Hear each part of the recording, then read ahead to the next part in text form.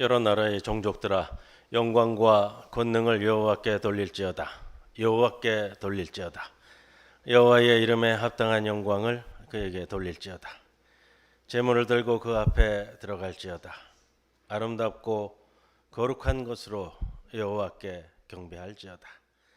성도들이 영과 진리로 드리는 예배를 기쁘게 받으시는 아버지 하나님, 저희가 우리 주 예수님의 탄생을 사모하며 대림절 세 번째 주일 예배를 드립니다.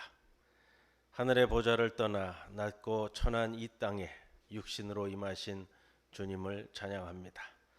십자가에 달려서 보혈을 흘리심으로 우리의 모든 죄를 속량하여 주신 그 크신 은혜에 감사드립니다. 그리고 속히 이 땅에 다시 오실 주님의 재림을 기다립니다. 주님만 찬양하며 주님께만 감사하며 주님께만 영광을 돌리는 오늘의 우리 이 예배를 받아 주시옵소서. 예수님의 이름으로 기도드리옵나이다. 아멘.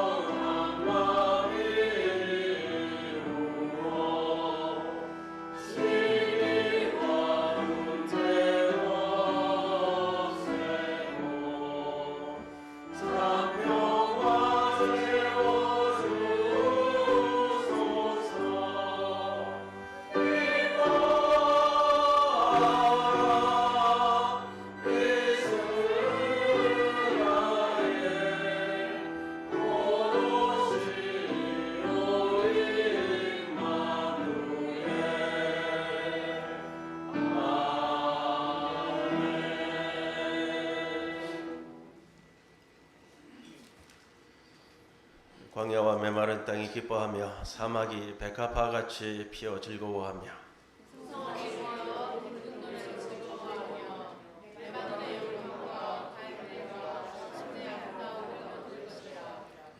그것들의 여호와의 영광 곧 우리 하나님의 아름다움을 보리로다.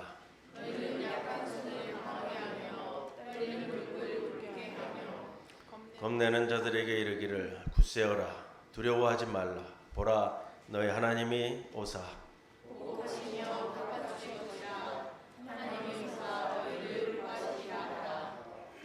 그때에 맹인의 눈이 밝을 것이며 못 듣는 사람의 귀가 열릴 것이며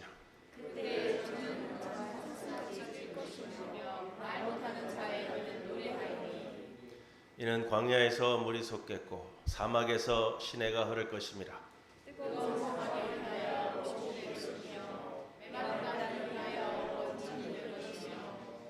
승냥이에 눕던 곳에 풀과 갈대와 부들이 날 것이며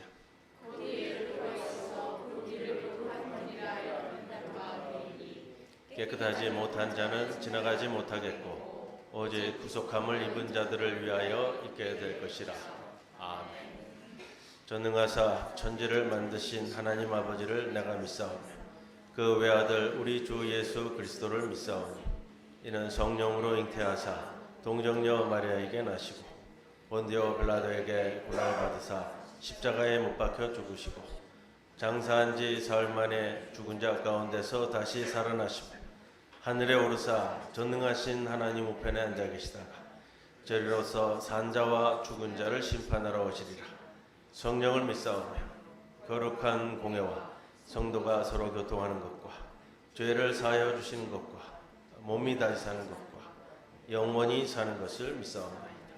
아멘.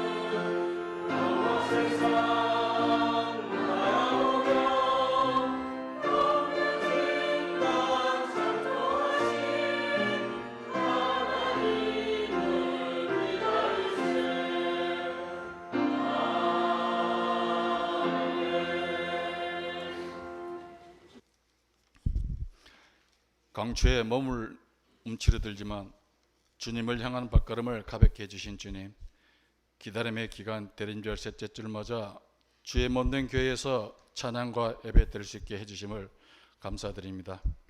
신령과 진정으로 드리는 우리 예배를 받아 주시옵소서. 지난 한 주간 열매 맺는 신앙생활을 하고자 했으나 게으름과 나태함, 바쁨과 풍요에 젖어 믿는 자의 걸음인 말씀 묵상과 기도에 소홀했음을 고백하오니 이 시간 용서해 주시옵소서. 한 해를 마감하면서 우리의 믿음이 더 성숙해지고 주님이 원하시는 참 열매를 맺을 수 있도록 도와주시옵소서. 올 한 해 되돌아보면 많은 사건 사고가 있었습니다. 그러나 그러한 사건 사고가 일어날 때마다 책임지는 자 없이 흐지부지되고 납득하기 어려운 현실에 좌절과 절망할 때가 많았습니다. 지성이 침묵하고 거짓이 참이 되고 변명이 사과로 받아지는 사회, 숙맥을 구별하지 못하는 사회, 진실을 보다지 못하고 받아쓰기에 바쁜 언론, 정의와 공정과 사랑을 외면하는 기독교, 일본이 핵 폐기물을 바다에 버려 창조 질서에 반하는 행동을 해도 이 정부는 한마디도 못하고 일본을 대변한 듯한 허무맹랑한 말로 민중을 고도시키는 정부, 평화를 위해 대안은 단절시키고 긴장을 고조시켜 전쟁이 불쏘시개로 만드는 정권, 군부 독재가 사라지니 검찰 독재로 백성들을 올가매는 현실에 과연 이 땅에 정의와 공평과 사랑이 남아있는 사회인지 다시금 되돌아보고 이 어두운 세상을 밝히기 위해 오시는 아기 예수를 기다리지만 우리의 삶은 맹목적인 신앙 예찬이 아닌 믿는 자라면 마땅히 져야 할 윤리적 도덕적 책임을 회피하지 않게 하시고 말씀이 주는 깊은 뜻을 깨우쳐 아기 예수가 헤쳐나가야 할 불의한 세상에 우리의 작은 믿음의 불씨를 살려 함께 동참할 수 있는 대림절 기간이 되기를 기도합니다. 이러기 위해서는 나부터 우리부터 한국교회가 말씀 안에서 기도 가운데 참된 반상과 행동하는 믿음의 자녀가 되어야 할 대림절기를 기도합니다. 중북교회를 위해서 기도하게 하시옵소서. 어려운 여건과 현실 속에서 믿는 자로서 책임과 의무를 다하게 하시고 권면과 사랑으로 서로를 위해 몸된 교회를 위해 끊임없이 기도하게 하시옵소서. 예배를 위해 각자 맡은 곳에서 묵묵히 일하는 손길들 잊지 마시고 주님의 사랑과 은혜가 풍성해지기를 기도합니다. 저홀로 차츰 차도를 보이는 전재경 선생과 가래적인 강복당 권사님, 조성환 장로님의 빠른 회복을 기도합니다. 육신의 어버이이자 믿음의 어르신 장로님, 권사님들의 건강을 지켜주시어 굳건한 교회의 울타리가 되게 하시옵소서. 오늘 같이 예배드리지 못한 성도들 어느 곳 어디에 있든지 대림절 기간을 잊지 않게 하시고 동일한 예배와 주님의 큰 사랑과 은혜가 함께 하시길 기도하며 특히 오랫동안 미국에 머물다 오실 이 대성 장로님과 전정미 권사님 건강을 지켜주시옵소서. 대입을 준비 중인 사랑하는 자녀들 지금까지의 노력의 결과물이 하나님의 뜻에 맞는 귀한 길로 선택해 주시기를 기도합니다. 대림절 기쁜 소식을 전하실 목사님께 성령님이 함께 하시고 건강 지켜주시고 말씀의 능력을 더하셔서 우리들의 마음이 변화되게 하시고 뜨거운 감동으로 세상 삶을 기쁘게 감사하는 마음으로 이겨나갈 수 있도록 인도해 주시옵소서. 이 모든 것 우리를 위해 낮고 천한 곳으로 오실 주 예수 이름 받들어 기도드립니다. 아멘.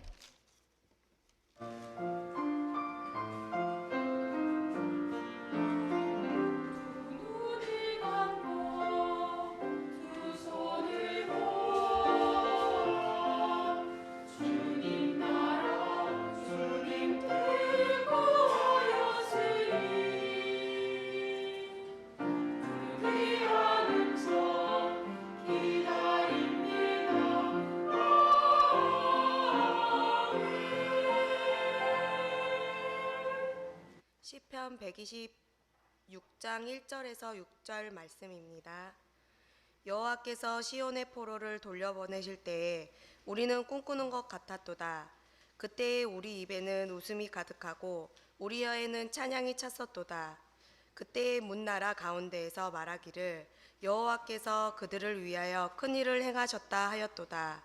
여호와께서 우리를 위하여 큰 일을 행하셨으니 우리는 기쁘도다. 여호와여 우리의 포로를 남방 시내들 같이 돌려보내소서. 눈물을 흘리며 씨를 뿌리는 자는 기쁨으로 거두리로다. 울며 씨를 뿌리러 가는 자는 반드시 기쁨으로 그 곡식단을 가지고 돌아오리로다. 이는 하나님의 말씀입니다.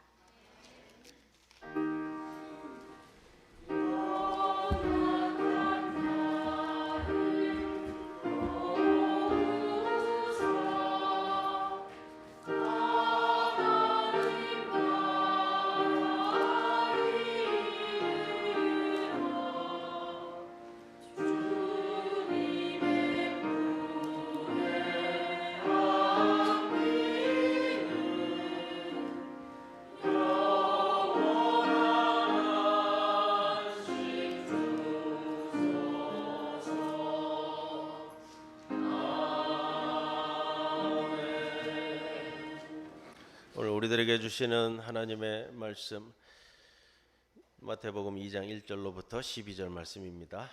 헤롯 왕 때에 예수께서 유대 베들레헴에서 나심에 동방으로부터 박사들이 예루살렘에 이르러 말하되 유대인의 왕으로 나신 이가 어디 계시냐? 우리가 동방에서 그의 별을 보고 그에게 경배하러 왔노라 하니 헤롯 왕과 온 예루살렘이 듣고 소동한지라. 왕이 모든 대제사장과 백성의 서기관들을 모아 그리스도가 어디서 나겠느냐 물으니 이르되 유대 베들레헴이오니 이는 선지자로 이렇게 기록된 바 또 유대 땅 베들레헴아 너는 유대 고을 중에서 가장 작지 아니하도다. 내게서 한 다스리는 자가 나와서 내 백성 이스라엘의 목자가 되리라 하였음이니이다. 이에 헤롯이 가만히 박사들을 불러 별이 나타난 때를 자세히 묻고 베들레헴으로 보내며 이르되 가서 아기에 대하여 자세히 알아보고 찾거든 내게 고하여 나도 가서 그에게 경배하게 하라. 박사들이 왕의 말을 듣고 갈새 동방에서 보던 그 별이 문득 앞서 인도하여 가다가 아기 있는 곳 위에 머물러 서 있는지라. 그들이 별을 보고 매우 크게 기뻐하더라. 집에 들어가 아기와 그의 어머니 마리아가 함께 있는 것을 보고 엎드려 아기께 경배하고 보배합을 열어 황금과 유향과 모략을 예물로 드리니라. 그들은 꿈에 헤롯에게로 돌아가지 말라 지시하심을 받아 다른 길로 고국에 돌아가니라. 이 말씀 가운데 성령께서 함께 하시기를 기원합니다.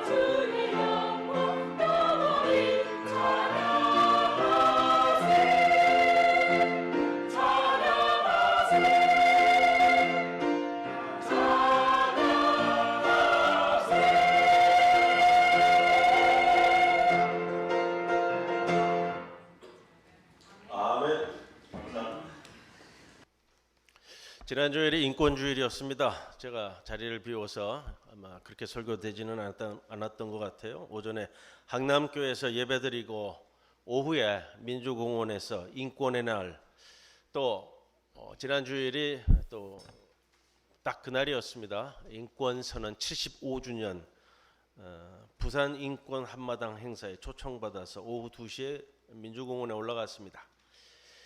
시기 시작하면서요, 인권포럼 대표께서 인사 겸 축사 겸 격려사 겸 말씀을 하시는데 많은 말씀을 하셨는데 처음에 시작했던 말씀이 제 뇌리에 아직도 남아 있습니다. 이런 이야기입니다. 오래전 어느 마을에 이 마을 허드렛 일이나 소소히 하며 살아가던 삼룡이라는 청년이 살았습니다. 그런데 어느 추운 날 그 삼룡이가 어느 겨울 긴 밤을 그 추위를 견디지 못하고 얼어 죽었습니다.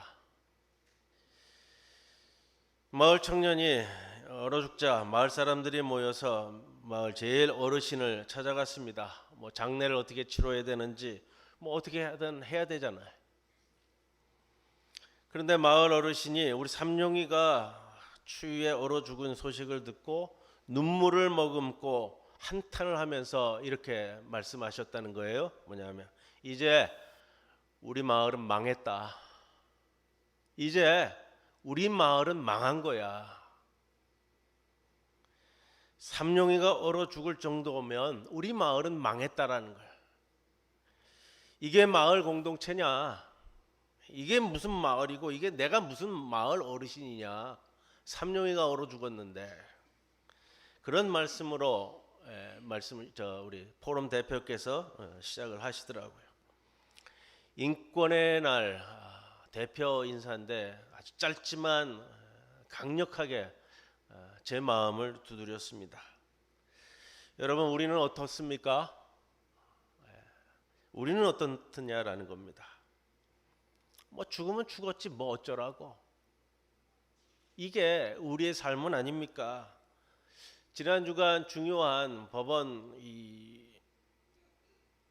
선고가 하나 있었습니다. 여러분들 아마 관심 있으신 분들은 보셨을 텐데 태안화력발전소 비정규직 노동자 김용균 씨 당시 24살 24살이면 누구하고 비슷할까 생각해 보니까요. 저희 집 큰딸이 24살이더라고요. 그 나이에 컨베이어 벨트에 끼어서 혼자 작업하다가 사망한 사고가 있었죠. 여러분 그게 몇 년 전인지 아십니까? 5년 됐어요 벌써. 재판이 5년간 진행되면서요 대법원 선고가 났습니다. 어떻게 났냐면 원청 사업자 무죄라고. 사람이 죽었는데 책임질 사람도 아무도 없고 거기에 상응하는 사람은 아무도 없다라는 거예요.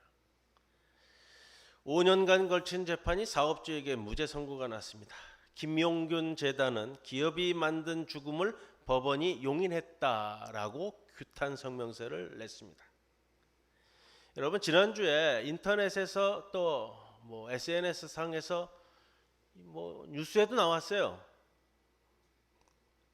CBS, SBS에서도 나왔고요. YTN 다 다뤘는데 한신대학교 국제교류원 한국어 연수생 우즈베키스탄 학생 22명 불법 체류자가 될 것을 고민하던 한신대학교 측이 용역 경비원을 대동하고 강제로 버스에 태워 출국시켜서 용역 경비원까지 대동해가지고 버스에 강제로 태워서 온갖 공갈 협박을 해서 지금 인권위원회가 개입하겠다고 나섰고요. 근데 이게 뭐 한신대학교가 우리 교단 직영신학교잖아요. 근데 더 가슴 아픈 건 뭔지 아세요? 여기에 대해서 몇 사람이 글을 올렸지만 대부분의 목사 장로님들이 아무도 댓글을 안 다는 거예요. 왜 그런지 저는 알아요. 왜 그런지 저는 알아요. 항상 우리 기장도 우리 한신대학교도 이 선택적 정의, 선택적 인권 뭐 이런 것들을 이야기했기 때문에요. 예전에 문익환 목사님이 방문해가지고 김일성 이 수령 만났을 때 기장이 대부분의 목사 장로님들이 뭐라고 했는지 알죠? 빨갱이 목사 북한 같다고. 이게 현실이더라고 현실. 제가 느끼는.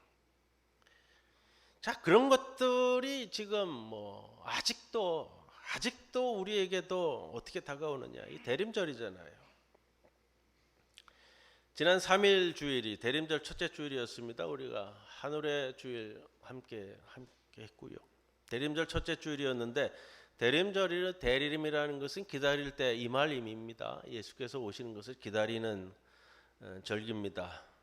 영어식 표현으로 어드벤트라고 하고요. 이건 어드벤투스라는 라틴어에서 온 표현인데 오심이라는 뜻, 오심. 성탄전 4주간입니다. 보통 제일 먼저 시작이 되면 대림절 첫째 주일이 11월 27일 시작을 하고요. 계산상으로 제일 늦으면 12월 3일 시작하는데 금년이 12월 3일 시작을 했어요. 가장 늦게 대림절이 시작이 되었지만 대림절 기간 중에 가장 짧은 때예요. 가장 짧은 대림절 기간이 금년에 주어졌는데 그런 생각을 해요. 왜 가장 짧을까? 금년에 왜 대림절 기간이 가장 짧게 우리에게 주어졌을까? 저는 그런 생각을 했어요. 예수님이 빨리 오셔야겠구나. 예? 예수님이 그 어느 때보다도 빨리 와야겠다라는 거예요. 폭우에 사람이 죽어가고 이태원에 사람이 죽어가고 여기저기 울부짖는 이 땅, 자연마저도 이상기후로. 여러분 오늘 추우시죠? 뭘 추우세요? 겨울에는 이 정도는 돼야지. 지난주에 12월 겨울에 부산이 20도였어요. 20도. 따뜻해서 좋은 게 아니고요. 난방비가 절약돼서 좋은 게 아니고요. 큰일 난 거예요. 큰일 난 거. 늦었대요. 돌이킬 수 없대요. 여러분들하고 저하고야 뭐 이렇게 살다가 이제 끝나면 끝이에요. 그렇지만 자라나는 아이들은 어떻게 할 거예요?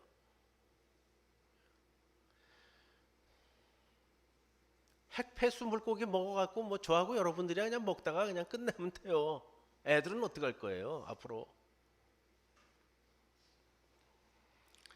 그러면서 예수님이 오던 시기, 자 오늘 드리고 싶은 말씀은 그거예요. 예수님이 왜 그때 오셨나? 2000년 전이지만 왜 이때 오셨나? 왜 유대 땅에 오셨을까? 오늘은 이제 그거 배경 설명을 좀 드리려고 그러는데, 예수님이 헤롯 왕의 장기 통치 말기에 태어나셨어요. 헤롯 왕이 40년 동안 통치를 했는데 그 말기에 이제 예수님이 태어나셨는데, 왜 하필 헤롯 왕 통치 시절에 예수님이 오셨을까? 하고 많은 때 중에 신구약 중간기 하면은 구약 시대가 끝나고 말라기가 끝난 다음에 신약 시대가 끝날 때까지 400년간 성경이 없어요. 이걸 신구약 중간기라고 그러거든요.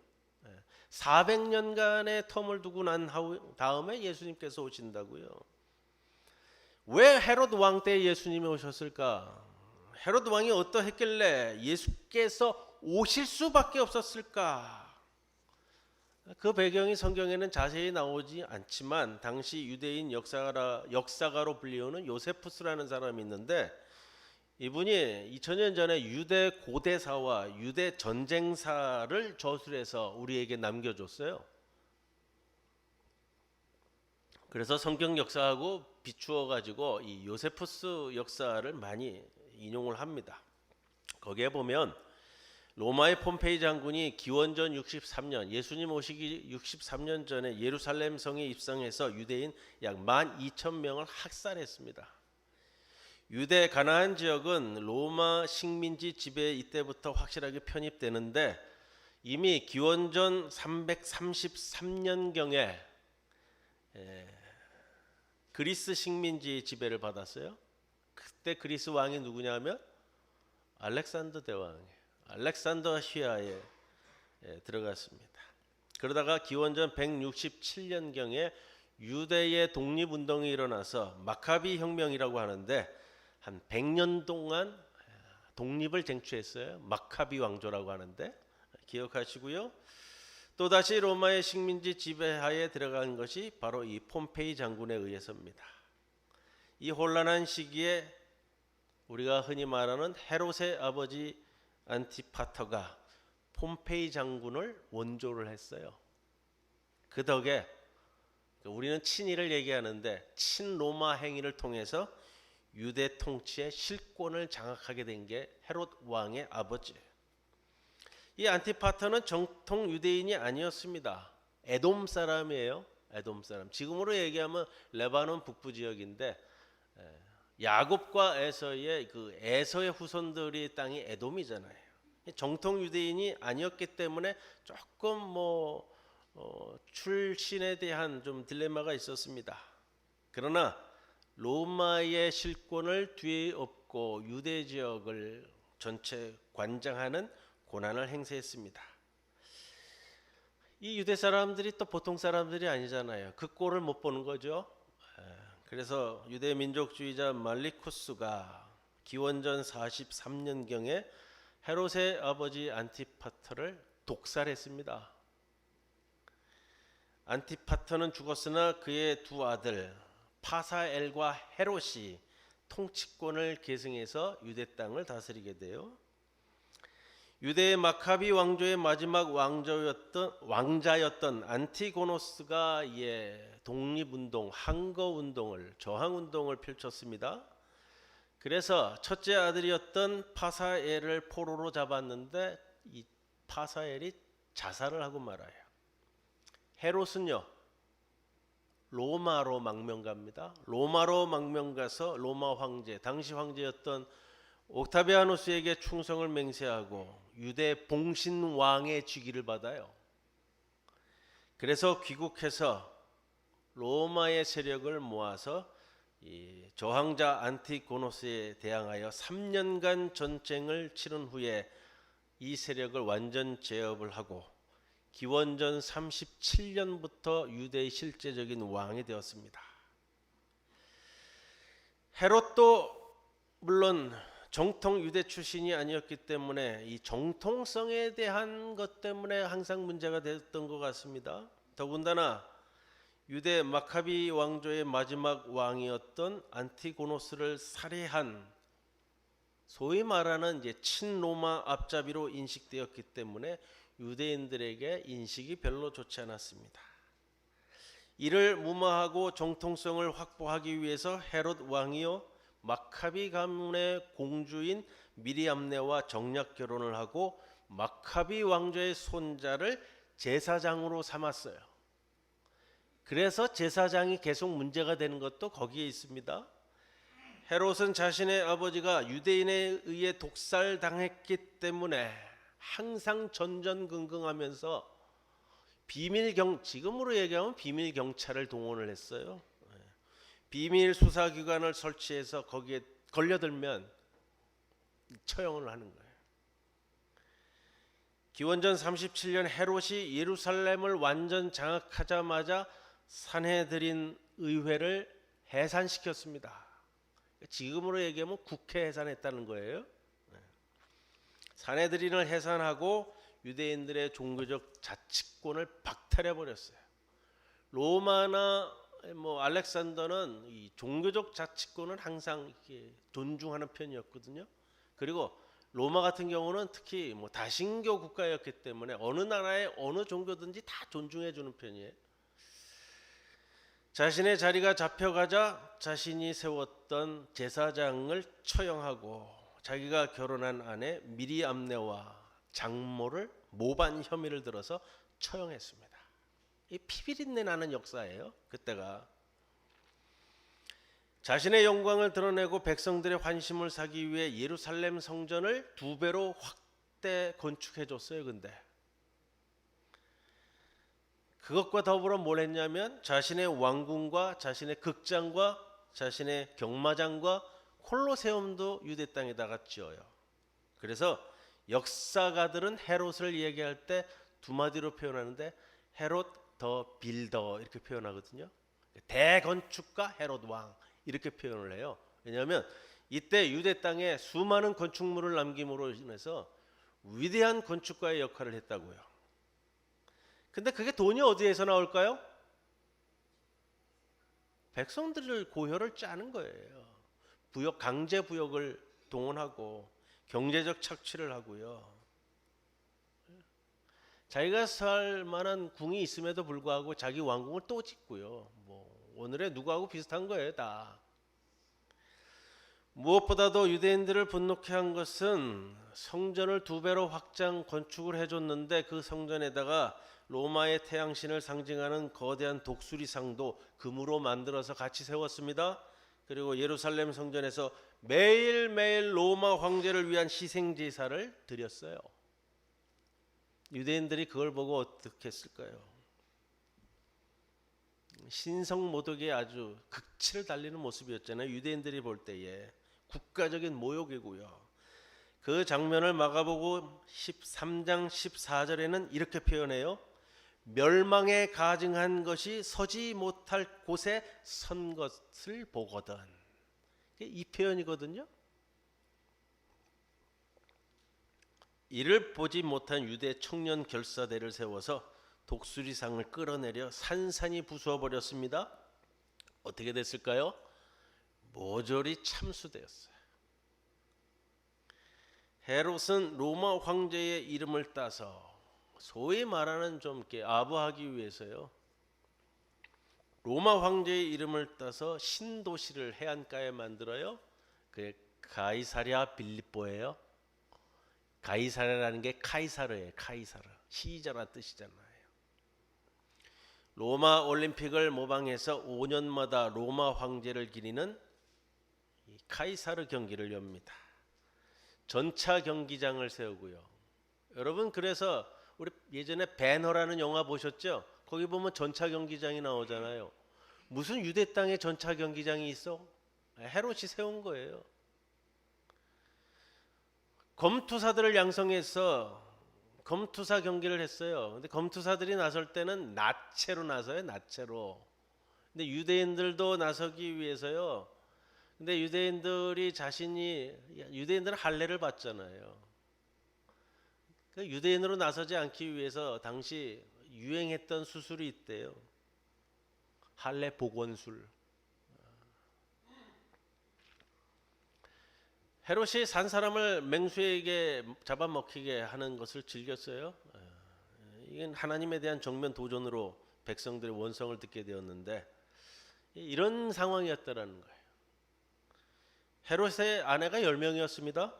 기원전 7년 아내 미리암네에게서 태어난 두 아들 대역죄로 자기 아들을 처형했습니다. 기원전 4년에는 첫 번째 왕배의 아들인 그 첫째 아들 첫째 왕자를 후계자로 세워놓은 후에 자신이 죽기 전 5일 전에 처형했습니다.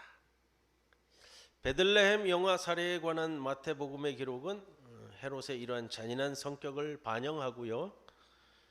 헤롯 자신도 알았어요. 자신이 얼마나 악한 사람이라는 것을 알았어요. 그래서 본인이 죽으면 아무도 울어주지 않을 거라고 여겼습니다. 본인이 알았던 것 같아요. 그래서 중병이 들어서 거의 죽어갈 때쯤 돼서 무슨 포고문을 열었냐면요.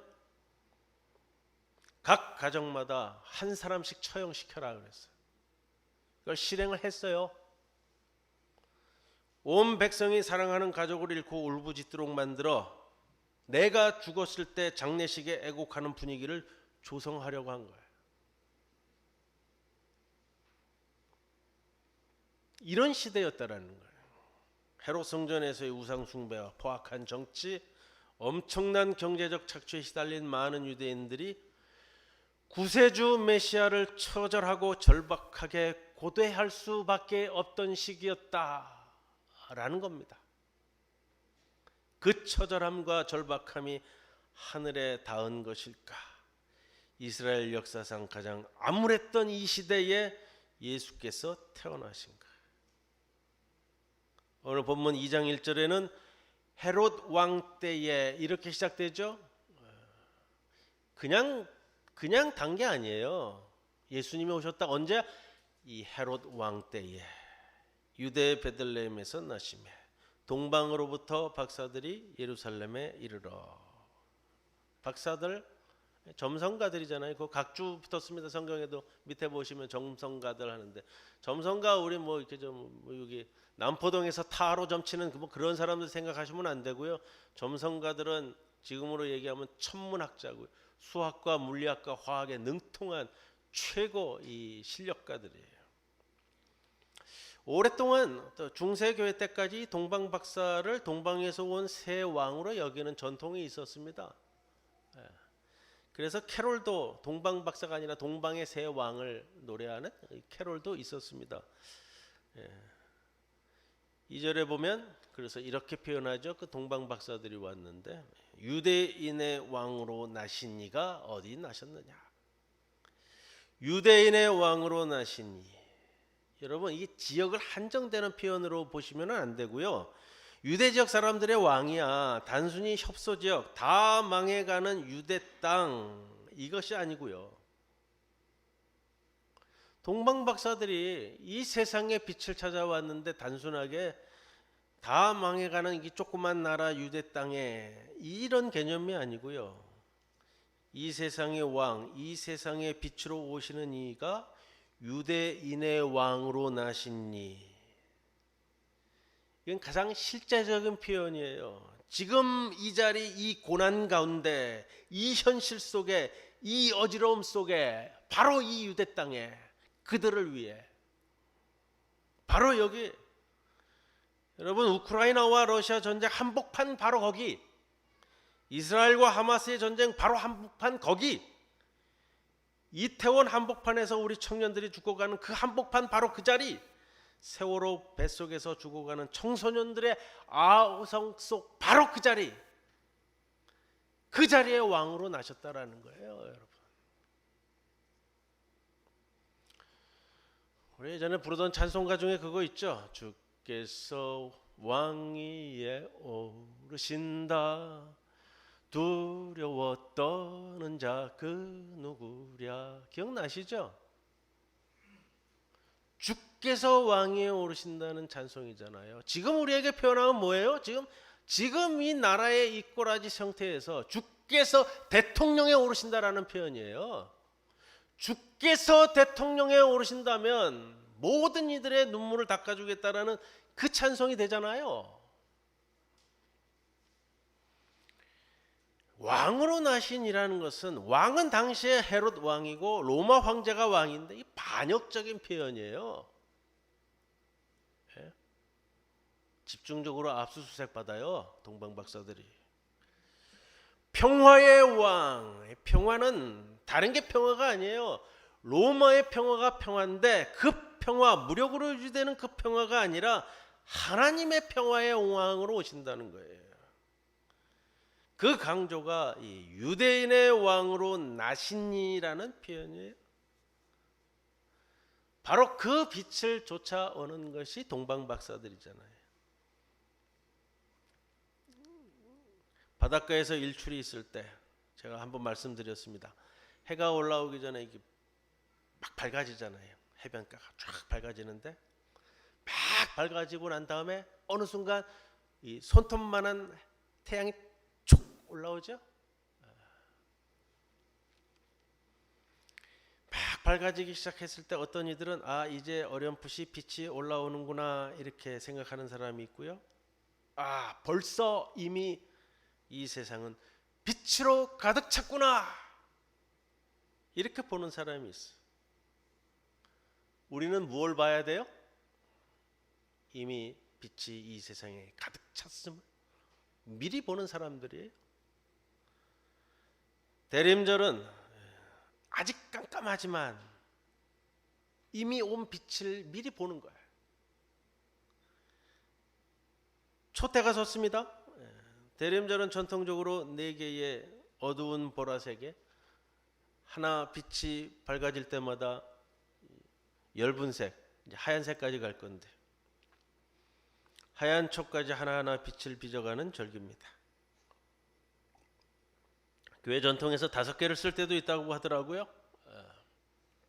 5개를 쓸 때는 진한 보라색 4개를 다 쓰고요.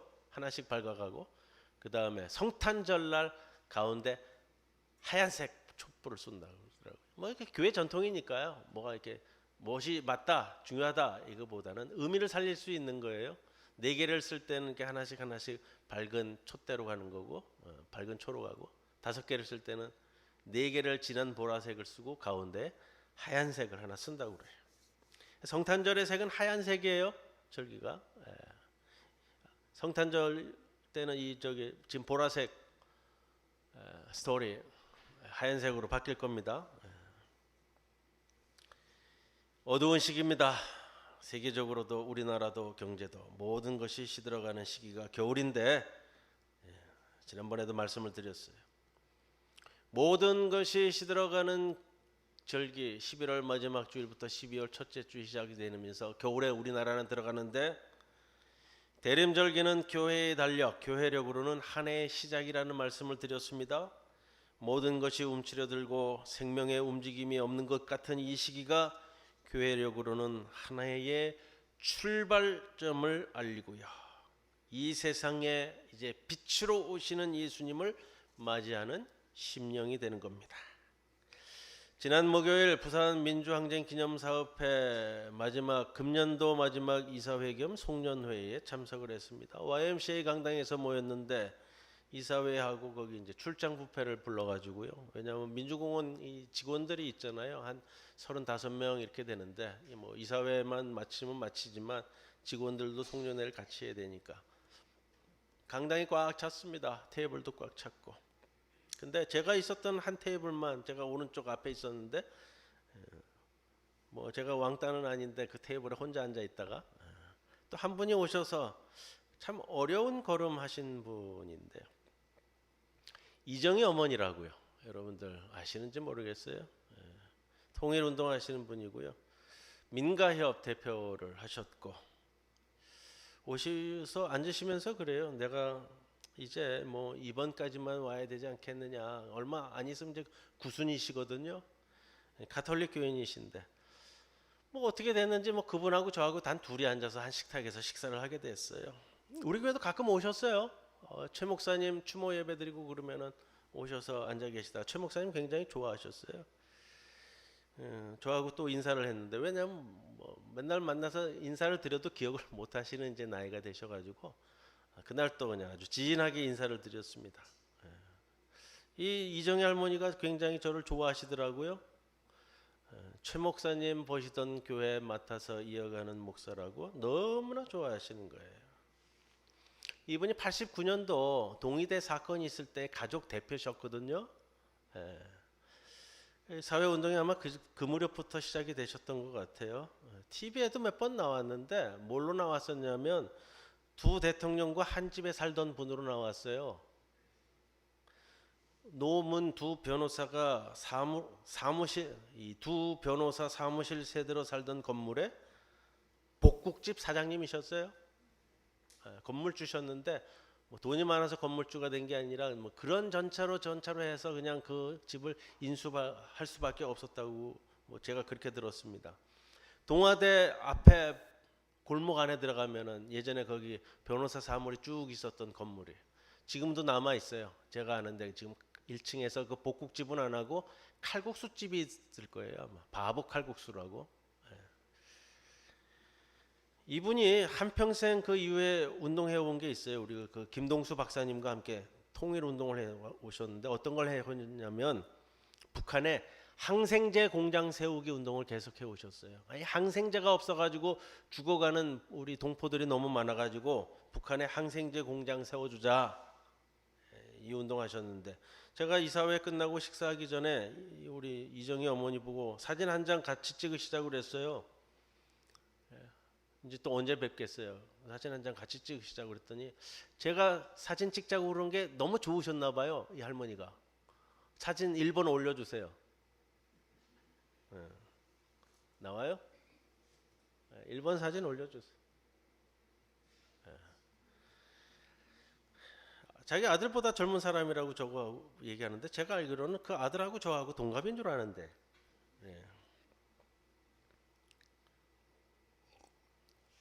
그냥 그날따라 너무 좋아하시는 거예요. 그리고서 저에게 무슨 말씀을 하셨냐면요. 저에게 돈을 주고 싶대요. 얼마 주실 거냐 그랬더니 1,000만 원을 주겠대. 주시라고. 좋잖아요. 공짜인데. 1,000만 원 그 자리에서 주시겠대요. 그리고서 주머니에서 꺼내서 주셨어요.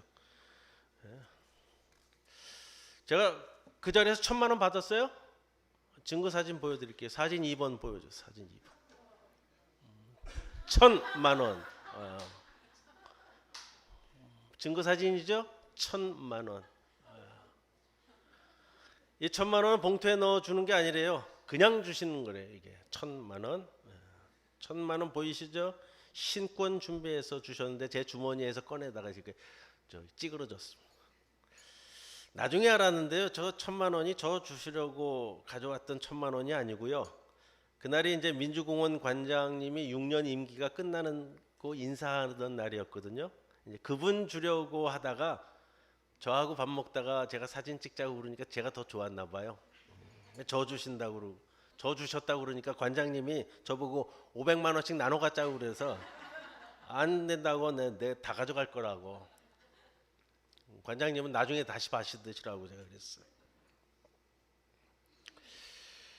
여러분, 이분이 저하고 앉아서 식사하시면서 그다음에 환담을 나누면서요, 둘이 계속 앉아 있었잖아요. 둘이만 앉아 있었어요. 내내 하시는 말씀이 주제가 있어요. 이분은 동의대 사건 가족대표 이후로는 평생을 민가협 이제 대표하시면서 운동해 오셨고 사회운동해 오셨고 그다음에 이제 통일운동에 진력해 오셨는데 저하고 밥 먹고 나서도 헤어질 때까지 계속 통일 얘기.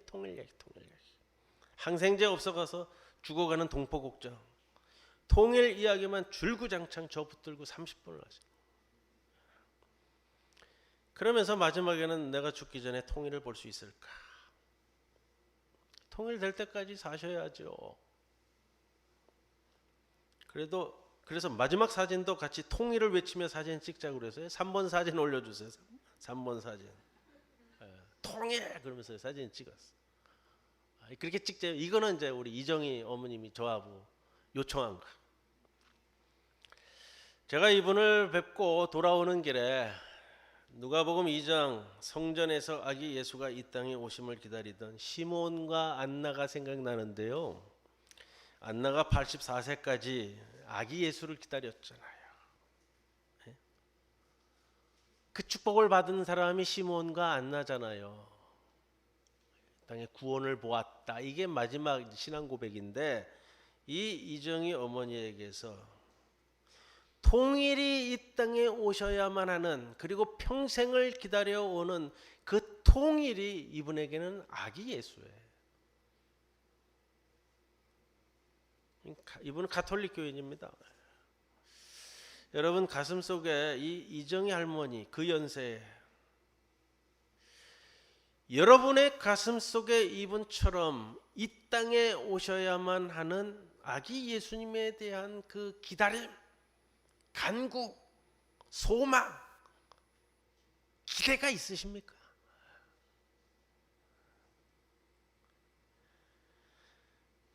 너무 많은 것을 잃어버리고 그저 하루하루 살아가는 가운데서도 우리의 기대와 소망, 여러분 이 대림절 기간에 유대인의 왕으로 오시는, 우리에게는 어떻게 표현돼야 돼요? 이 땅 한반도의 왕으로 오시는, 이 땅 대한민국의 새로운 대통령으로 오시는 아기 예수님을 가슴에 품는 성도 여러분 모두가 되시기를 주님의 이름으로 축원을 드립니다. 고마우신 아버지 하나님 감사합니다. 어려운 가운데서도 우리가 소망을 잃지 않고 기대감으로 살아가게 하심을 감사드립니다. 이 땅에 오시옵소서, 우리에게 오시옵소서. 이 땅 한반도, 이 땅 대한민국의 왕으로 우리에게 오시옵소서. 예수님의 이름으로 기도드리옵나이다. 아멘.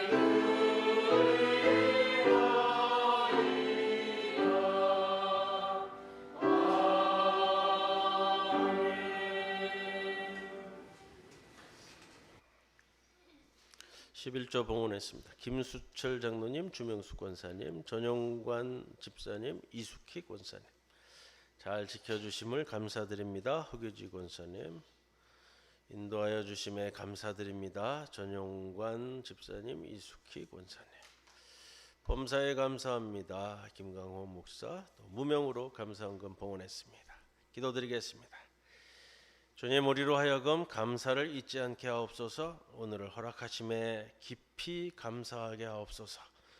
보이는 세상의 평가에 연연하지 말게 하시고 보이지 않는 세계의 가치를 바라보게 하시며 선택적인 감사가 아니라 모든 것에 감사할 수 있는 심령을 허락하옵소서. 주님 앞에 11조로 봉헌합니다. 우리의 삶의 터전을 늘 지켜주시고 보호하여 주시고 굳건히 서도록 인도해 주옵소서.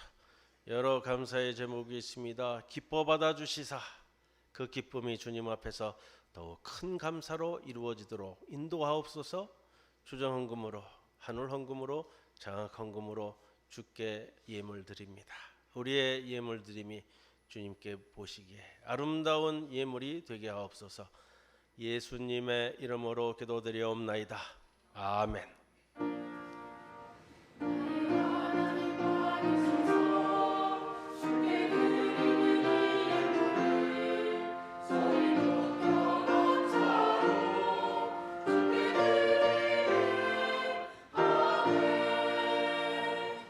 옆에 계신 분들과 함께 인사 나누겠습니다. 주님의 평안을 빕니다. 주님의 평안을 빕니다. 광고 주보를 좀 참고해 주시고요. 다른 것보다는 성탄 선물 나눔 있습니다. 광고를 드렸었는데 보수동 이웃들과 함께 나누는 성탄 선물 40개 드리라면 40박스를 준비했습니다. 지난주에 동사무소를 통해서 전달을 했고요. 사진은 다음 주에 받아서 제가 다음 주일날 좀 보여드리도록 하겠습니다. 미리 준비를 해서 배포할 수 있도록 우리 교회 이름 붙여가지고서 이 동사무소에서 선별한 분들에게 필요하신 분들에게 나눠 드릴 겁니다. 자, 한 박스 25,000원 좌우로 돼서 제가 이거 준비하느라고 G마켓에서 카드까지 새로 발급받아 가지고 할인 쿠폰을 최대한 동원해서 어떤 건 12박스, 어떤 건 8박스, 어떤 건 한 박스 이래 가지고서는 40박스를 모아서 보냈어. 92만 얼마 나왔어요? 92만 얼마 나왔는데 제가 말씀드리고자 하는 거는 제가 그렇게 노력했다는 것을 공치사하자는 것이 아니고 지난주 헌금 목록에 보면 56만 원 채워졌는데 우리 성도들께서 92만 원까지는 채워 주셔야겠다라는 것을 좀 강조해 드리면서 또 가족 계신 분들도 가족 이름으로 한 구자씩 또 해주시면은 더 감사하겠다라는 말씀을 드립니다. 성찬 예식 다음 주일 우리 대림절 성찬 예식을 주일날 드리고 월요일은 25일 성탄 감사 예배를 드립니다. 오늘 오후는 기관주일이고요. 연말당회 오늘 오후에 성가대 연습까지 아마 끝나고 모여야 될 것 같습니다. 여러분들이 기도를 더 해주셔야 될 것이 있습니다. 전재경 선생님 고신대병원에 재입원하셔가지고 수술을 월요일날 수술합니다. 월요일날 벗겨진 부분이 피부가 있어가지고 거기를 덮는 수술을 지금 다시 예정되어 있습니다. 월요일날 수술하는데 여러분들 꼭 기도해 주셔야겠습니다. 감사한 일은 예배실 TV 모니터를 무명으로 헌물해 주셨는데 뒤에 보시면 달려져 있습니다. 50인치로 큰 거로 바꿔서 무명으로 헌물해 주셨습니다. 안타까운 것은 새 술은 새 부대에 담아야 되는데 새 술을 홈부대에 담다 보니까 부대가 터졌습니다. 케이블 문제와 전원 문제가 해결되지 않아 가지고 오늘 가동하지 못했고요. 주중에 조금 공사를 거쳐서 다음 주에는 좀 진행할 수 있도록 그렇게 하겠습니다. 지난 주간에 우리 고장난 리프트를 수리했는데 너무 늦어져서 우리 리프트 이용하시는 분들에게 너무 죄송하다 말씀을 드리고 좀 양해해 주시리라 오늘부터는 정상 가동 중에 있습니다. 기쁜 소식이 있습니다. 우리 전준영 군 현대건설에 이제 취업이 돼서 1월 2일부터 출근하게 됩니다. 요즘 참 어려운 시대에 또 귀한 곳에 잘 취업이 돼서 출근하게 되었습니다. 대신 뭐 축하 박수는 우리 어머니 되시는 이숙희 권사님이 받으시죠. 한번 박수 한번 같이 치겠습니다. 네. 우리의 자녀들이 또 잘 되는 것이 교회의 축복이고요. 감사되는 일입니다. 감사합니다. 이제 다른 광고 없으시죠? 다 모두 일어서셔서 우리 폐회성 함께 찬송 드립니다.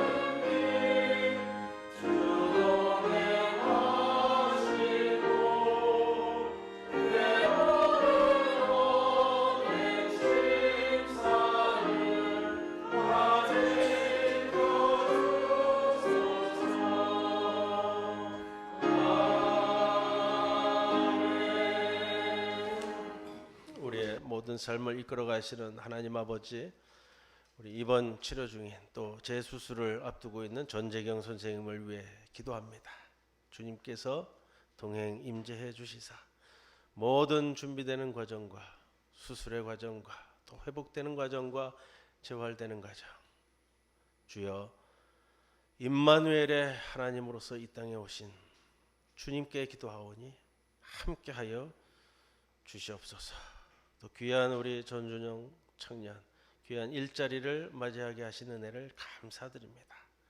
주님께서 열어주신 그 자리에서 열심을 다해 일하며 주님 보여주시는 비전을 통해 이 삶을 아름답게 가꾸어가는 주님의 청년 되게 하여 주시옵소서.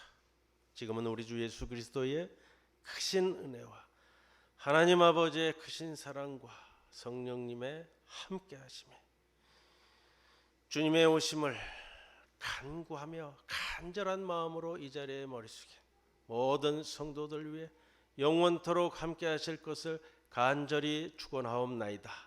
아멘.